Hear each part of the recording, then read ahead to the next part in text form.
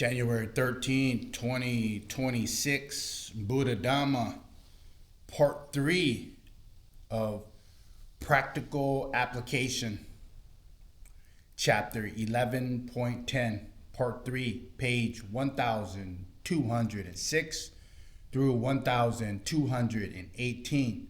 We got H, I, J, and K. H, sharing of material gains within the monetistic community. Sasangha. I, goodness in people's hearts actively supports society. J, mutual assistance benefits everyone. And K, the wise learn from suffering. This is the last part of practical application, chapter 11.10, part 3. Buddha Dhamma.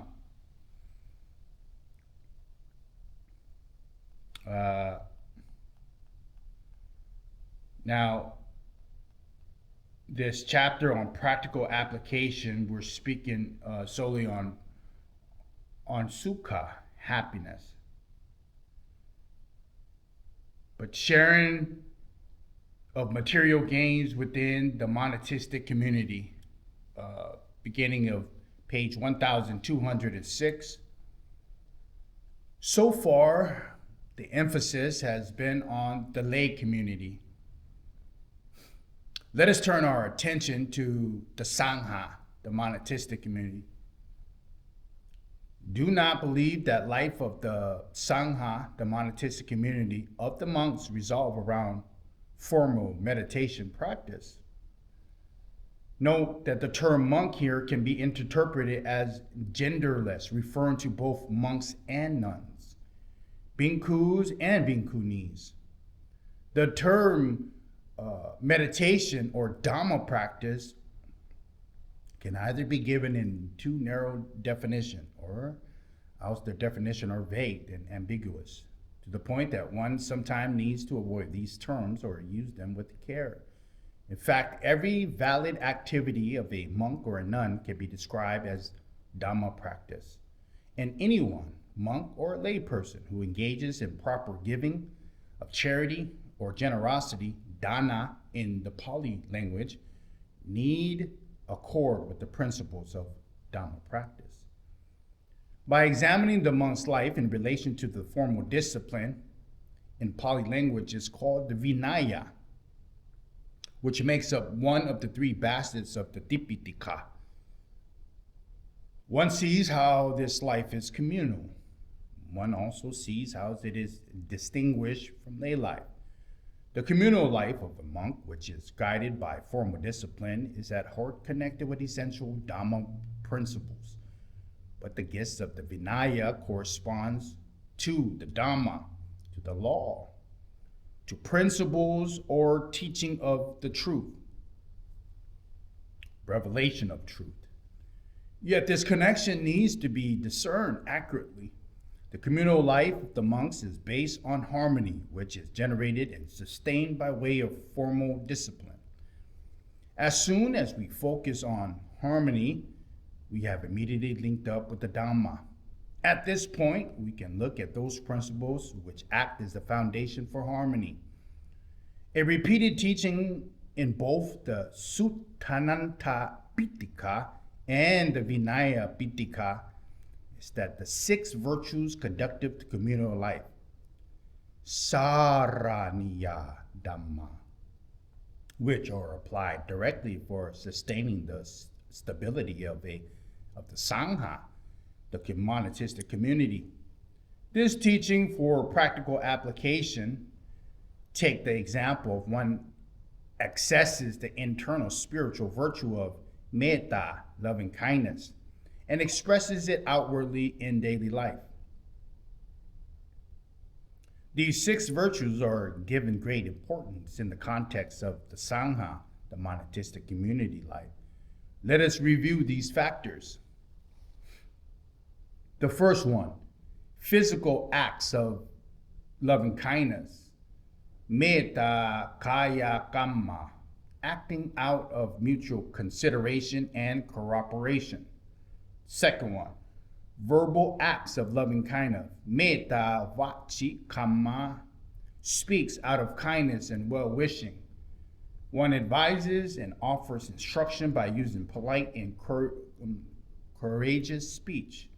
The third, thinking of other with loving kindness. Metta mano kamma, maintaining thoughts of well-wishing and concerning for others, remaining in good spirits. Fourth, the sharing of gains. Satarani boja or satarani bojita, sharing one's material gains, says of the requisites or foods or others that everyone can partake of them. Satarani boji literally means eating or consuming things in public, common goods for the benefit of all. The fifth is keeping moral standards. Sila samananta. Sila samananta. Keeping moral standards. Keeping equal standards in light of the formal rules of conduct, of the rules of the Vinaya. Keeping it in consideration. Refraining from making oneself objectable or disagreeable to one's community. 6, being endowed with right views along with one's companions. Ditti samananta. To return to the subject of generosity, one may ask, since monks and nuns do not live or earn a livelihood, do not seek or accumulate material things, and do not own wealth or property, how are they able to give? Here we won't discuss the gift of Dhamma, Dhammadana, which in reference to monks is often paired with materials gifts, Vatu Dana, Amisa Dana, by lay people. In regards to the monks and material things, generosity or acts of giving is represented by the fourth factor of virtues conducive to communal life above, namely the sharing of gains. Satarani Bhoti. If someone overlooks a study of formal discipline, Vinaya, one will not appreciate the importance that Buddhism gives to people's relationships to material things. In the context of the monastic life, Gautama Buddha gave great emphasis on sharing of material requisites. The Vinaya contains key principles and guidelines for sharing gains in the righteous and thorough way. Besides focus on these matters of material gain, the Vinaya also addresses a system of communal living. Indeed, the sharing of gains is an aspect of communal life. And as stated earlier, the Vinaya is linked with the Dhamma and the principles of social harmony, Samakhi, which ensures social stability and happiness. If one is to study and understand Buddhism, one focuses should not simply be on the Dhamma teaching, which emphasizes spiritual qualities. Buddhism is not merely a collection of Dhamma teaching. It also includes the Vinaya, which address social issues and material concerns.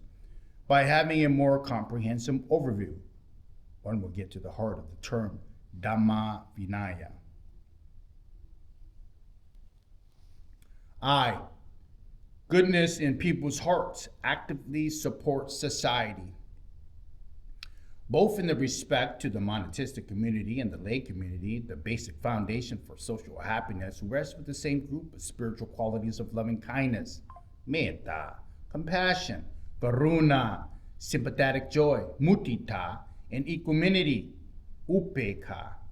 The 4 divine abidings of the Brahma Vihara. But when establishing a system or practice in social situations, other sets of factors must be defined based on the foundation of spiritual qualities above, which can be applied in the domain of conventional reality. The 6 virtues conducive to communal life, saraniya dhamma, practiced by monks, are based on the 4 divine abidings. But it is difficult to establish this same set of 6 virtues in the context of lay life. Take, for example, the 4th factor, of equally distributing material gains. This is realistic and achievable in the monetistic community, the Sangha, but very difficult to implement in everyday society. Generally, the best people can do is in this context is to defer to the principle of sharing everything with others, or else they sidestep the issue together. For this reason, another group of factors are established as a principal guideline for lay society. If asked what these factors are, I wonder how many Buddhists are able to answer. As an aside, I have observed the lay Buddhists are generally not able to properly distinguish between internal spiritual factors and practical principles applied in external social circumstances. For example, many people refer to spiritual qualities like metta and karuna, loving kindness and compassion, and talk about them as if they are principles for practical application in society. This causes confusion and misunderstanding for the speaker as well as for others. Let's take a good note of this. Take, for example, the case of Dr. Peter Simon,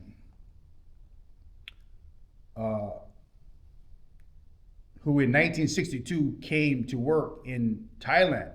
During the time the doctor graduated School of the Public Administration was found on the National Institute of Development of Administration, Dr. Peter Simon wrote an analysis on Thai society in regard to Buddhism and development in this book.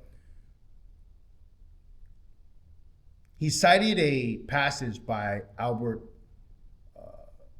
Schweitzer stating that Buddhist society's benevolent acts do not require any real action at all. Because according to the Buddhist teaching, all one needs to do is stay at home and spread thoughts of loving kindness. Here, I am simply paraphrasing the passage. So Thai peoples are probably at fault here by practicing incorrectly and giving Dr. Simon the impression expressed in his passage. It thus behooves the Thai people to understand the Buddhist teaching correctly and to redeem themselves. So the misunderstanding of principles. As mentioned above, the 6 virtues conducive to communal life are based on the 4 divine abidings, the Brahma Viharas. Yet it is obvious that in the teaching, metta, loving kindness, is not simply an emotion stored in the heart. Rather, it's applied outward as physical acts of loving kindness. Metta kaya kamma, enthusiastic assistance for others. Verbal acts of kindness. Metta vachi kamma, and thoughts of loving kindness. Metta mano kamma. In the context of lay society, the 4 divine abidings are expressed as principles of practical application in the teaching of the 4 bases of social solidarity. Sangha vatu. Earlier, we discussed dana, generosity, charity, and giving in the context of interdevelopment as part of the 3 bases of virtuous action, punya karya vatu. Here, we would discuss generosity in the context of practical application for householders as part of the 4 bases of social solidarity. The 4 bases of social solidarity, sangha vatu, also refer to the principles of service, virtues making for groups integration, are applied to the external social situation. They are paired with the internal spiritual factors of the 4 divine abidings. First one, dana, generosity. One gives to others in an ordinary situation in order to express one's love and well-wishing, one's kindness and consideration. This is giving with loving kindness. One gives to others who are distressed or sick in order to offer assistance. This is giving with compassion. One gives to others who have performed a benefit to society, for example, to a skilled inventor, in order to offer support and encouragement. This is giving with appreciative joy. Secondly, pitya vacha, kindly speech. One speaks kind, polite, courageous words in ordinary situation. This speech is with loving kindness. One speaks comforting words, offering wise advice when others are confronted with difficulty. This is speech with compassion. One speaks words of rejoicing and admiration when others perform good deeds and engage in meritorious, wholesome acts. This is speech with appreciative joy. Atta acharya. This is the third one, acts of service. One helps others and provides supports by wishing them well. This is acts of service with loving kindness. One helps others by way of the physical efforts or by way of one's wisdom and proficiency to escape from difficulty when they are faced with hardship and affliction, say from floods and fires or woodwork exceeding their strength. This is acts of service with compassion. One helps others when perform beneficial actions, for example, when they organize an almsgiving ceremony in the monastery, by lending a hand and encouraging their acts of goodness. This is acts of service with appreciative joy. Even with the equal treatment, samantananta, fair and just treatment of others, the factors correspond with equanimity, upekha. Equanimity is expressed by way of this even and equal treatment, by non-favoritism, by non-discrimination, by refraining from disparaging or exploiting others, by just behavior, and by integrating oneself and living in harmony with others. When one reaches the stage of practical application, one needs to engage on this level of the four principles of service. One should not simply recite the four divine abidance in a vague and ambiguous way. Otherwise, the criticism, say by the Western author mentioned in the last footnote, are justified. Rather than condemn the critics, we should explain to them the truth of the matter.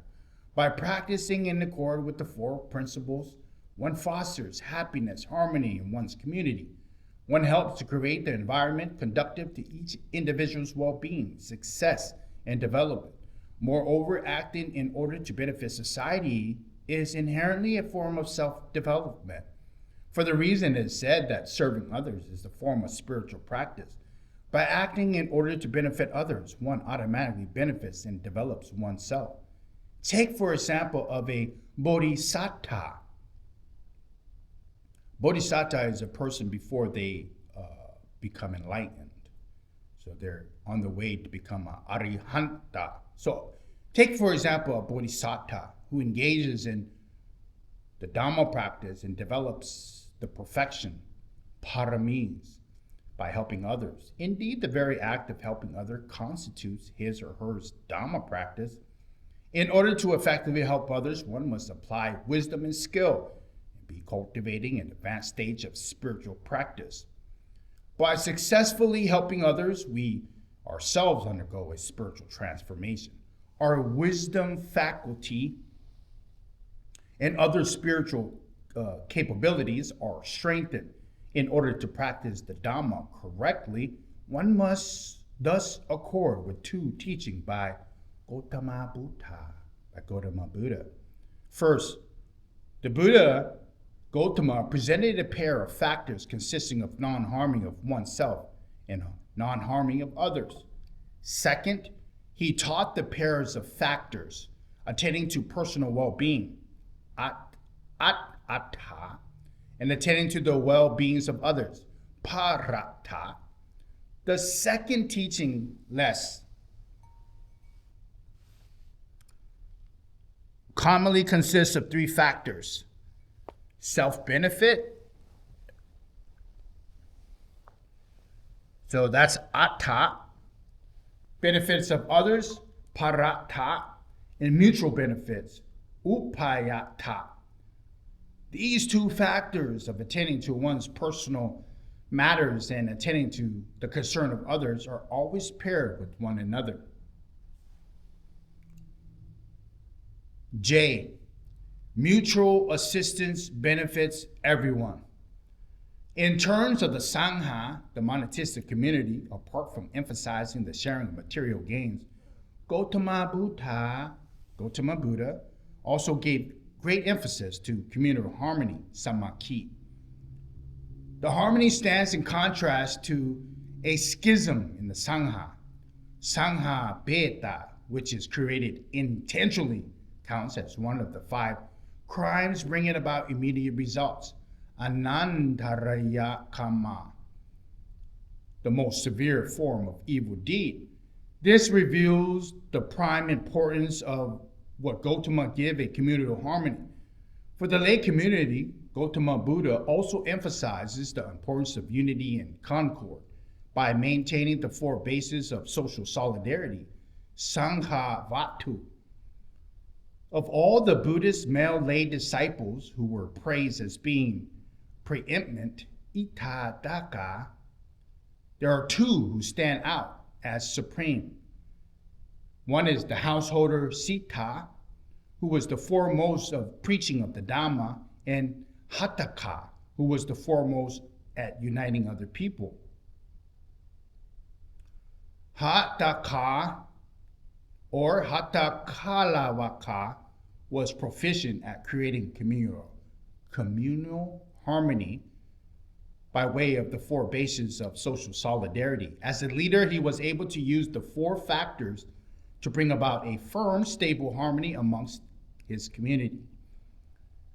Gautama Buddha praised these 2 individuals as being the standard bearers of the Buddhist male lay community. The female lay community also contained a pair of supreme disciples who acted as the standard bearer. One is Kujutara, who was the foremost in great knowledge, and Nandamata, foremost in meditative proficiency. The reason why I am emphasizing this subject is the contemporary Buddhist seems to view Buddhism as matter dealing almost exclusively with the individual. The author is making an observation in relation to the Thai Buddhists, but I think it is valid observation in relation to Buddhists worldwide. They do not seem to realize the importance that Buddha gave the communal and social issues. I believe Buddhists need to establish a more balanced perspective. In sum, in the relation to the Sangha, the monastic community, the Buddha emphasized the principle of harmony, samakhi. While in relation to the lay community, he emphasized the 4 bases of social solidarity, Sanghavatu. In both cases, the focal point in communal harmony is the case of monks.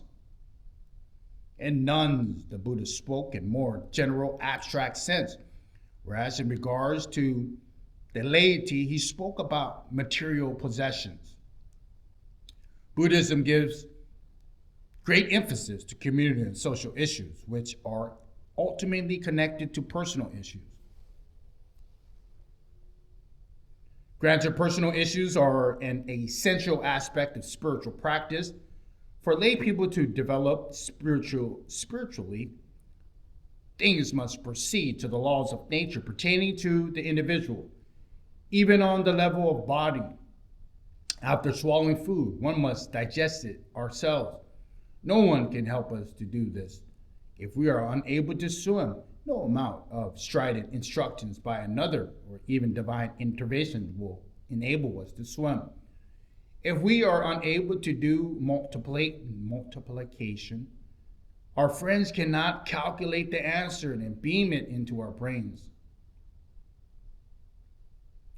If we are suffering, no matter how much others love us, they won't be able to imbue us with happiness. And if we lack wisdom, others are unable to infuse us with it. For this reason, one must be able to rely on oneself. One must train oneself and cultivate necessary natural conditions oneself. Having said this, Buddhism recognizes the well-wishing, the support, and the encouragement by others as the essential external condition for people's spiritual development. As guides and teachers, wise and well-meaning people are able to apply social systems to act as a catalyst, initiating natural dynamics within an individual, almost notably wise reflection, by using yo niso manasikara. One of these dynamics set in the process of development reaches fulfillment. This is how other people are able to help. To begin with, to express kindness and well wishing, and then they actively assist as an external influence. For the example, a teacher provides instruction to foster wisdom to his or her pupils. But if the pupil do not wish to learn, the teaching is in vain. The teacher is unable to automatically transfer knowledge into the pupil's mind. The pupils need to combine with this teaching with internal factors. When one knows how to investigate, is determined to listen, and possesses skillful reflection, yoniso manasikara, the information one has learned, referred as to sutra, the learning from hearing or reading, is transformed into panya, into wisdom. The teacher is unable to inject this wisdom into his students without the student applying it. I have often pointed out how lay people go to monks and nuns and ask for moral conduct. They chant, Mayam panteti sarana saha pancha silani vachama, meaning we request the 5 precepts. Yet the monks reply, we are unable to confer you on moral conduct. This is something you must develop yourself. So what is to be done? The monks know that moral rectitude arises from the proper spiritual practice. It is not something that one person can give to another. They thus tell the lay people after reciting these precepts, so to keep them, go and follow them. Truly, morality will then arise within you. And that's the definition of samatha. So the monk is not giving them the training rule, but actually having them apply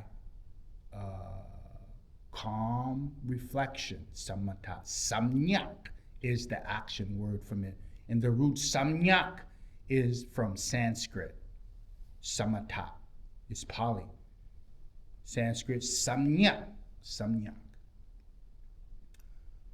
The lay people ask for morality, sila, and the monks give the precepts or training rules. Sikkhapada. They recite Panatipata Vena Sikkhapada Samadhiyami. I undertake the precepts of refraining from harming living creature or by killing, etc. By keeping the precepts, morality arises within the individual. Lay people ask for concentration from the monks, who will reply in a similar way, saying, this is not something I can bestow on you. You must develop it yourself. But I can teach you meditation techniques for you to practice. By developing this, you will generate concentration. The same goes for panya, for wisdom. The monks will reply that I can give you wisdom, but I can share information and teaching for you to reflect on and to investigate. This is the way you will generate wisdom within yourself.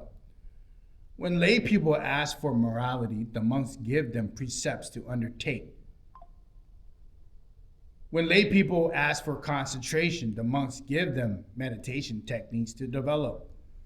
When lay people ask for wisdom, the monks give them teachings to examine.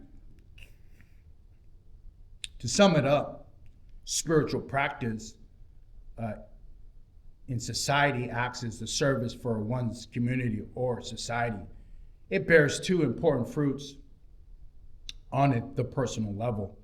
The first fruit that it bears on a personal level is when one acts for the benefit of society, say by offering assistance to others, these very actions constitute spiritual practice. They are an exceptional opportunity for spiritual practice. Second fruit on a personal level is by acting in this way, one creates a conducive environment for spiritual practice, which benefits everyone, including oneself. This second factor is very important. If society is filled with turmoil and oppression, how is one able to practice the Dhamma? Studying, seeking out books, sitting in meditation, all these activities are obstructed. In the Sangha, in the monatistic community, it is essential for the monks to foster peace, harmony, and cooperation, creating a conducive atmosphere, an environment for each individual to engage in the Dhamma practice, to perform regular duties conveniently and at ease. A peaceful community enables people to increase their acts of service for others, which in turn increases personal benefits mentioned above, strengthening a wholesome cycle. Buddhism gives great emphasis to society. When examining Buddhism, one should not look solely to the Dhamma teaching. Rather, one should also investigate the formal discipline, the Vinaya. Moreover, there are distinct spiritual factors which help to bridge the Dhamma and the Vinaya, and which are highlighted in regard to one's relationship to society and to the material world. When one performs good deeds for society with the mind of kindness and compassion, one experiences joy and delight. One thus obtains spiritual vital factor, which one witnesses someone becoming freed from dukkha, freed from suffering. One joy increases by helping others. One society becomes more joyous. One's own happiness grows, which is conducive to other spiritual factors. In this context, bear in mind these two groups of factors. Sangha Vatu. In relation to society, one applies the four bases of social solidarity, which are the base for the four Brahma Viharas, the divine abidings of loving kindness, compassion, appreciative joy, and equanimity. Metta, Karuna, Mudita, Upekkha, the four bases of Sangha Vatu. Social solidarity creates a collective happiness. And the other group is Dhamma Samakhi. This is relation to an individual. It's endowed with the five factor constituting in concentration in the law, concentration of the Dhamma. Delight, tranquility, happiness, and concentration. These factors facilitate spiritual practice and access internal assets, or as a personal capital in particular. One should try to foster the first factor of pamoja, joy, cheerfulness, gladness, piti, rapture, sukha, happiness. Awakened beings, including stream enterers, asotapanna, acts as exemplars or acts as examples in this context. Gautama Buddha describes how noble beings, Dakshinaya Bukala or Ariya Bukala, noble beings, maintain both personal happiness and social happiness. He compared Sotapanna, stream enterers, who diligently attend to both their individual practice and to communal activities in helping others, with a mother cow who has, while grazing, looks over the shoulder to look at her calf, checking to see if it's getting enough to eat. Bhikkhus, monks, just as a cow with a young calf, while she grazes, watches her calf, so too, that the character of a person who is accomplished in samatiti, right view, indeed a noble disciple attends earnestly to those necessary affairs concern his companions in the holy life, brahmacharya. Yet he is also ardently attentive to the training in the higher morality, the training into the higher mind, the training into higher wisdom. Gautama Buddha wished for people to behave in similar way as these stream enterers. And finally, K. The wise learn from dukkha. The wise learn from suffering. It is now time to reiterate the advantages and disadvantages of happiness. So, remember, the disadvantages, atitnava, and the advantages, asata. Asata are the advantages, atitnava or the disadvantages. So the positive and the negative aspects of happiness. But before we can do this, let us say some more about dukkha, suffering. Because one must pass beyond suffering in order to reach happiness.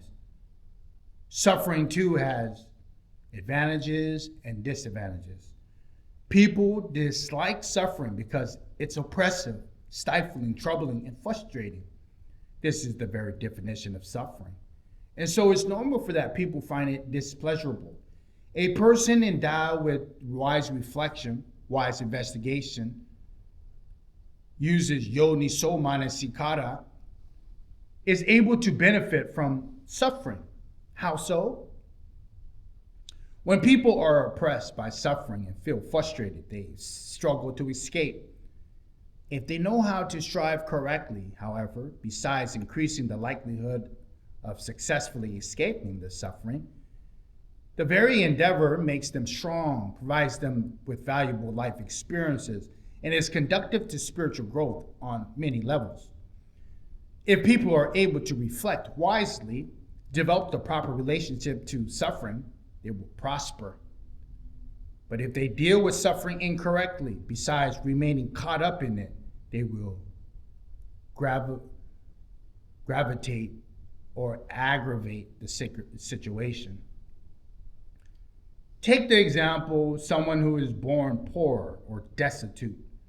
If he is unable to reflect on his situation wisely, but instead sits around miserable, depressed, and despairing, he simply exacerbates the suffering and sinks deeper into misfortune.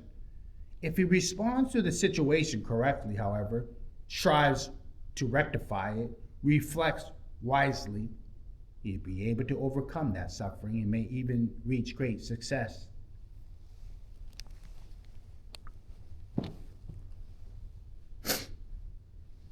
Occasionally, the struggle to escape from suffering becomes established as a social system.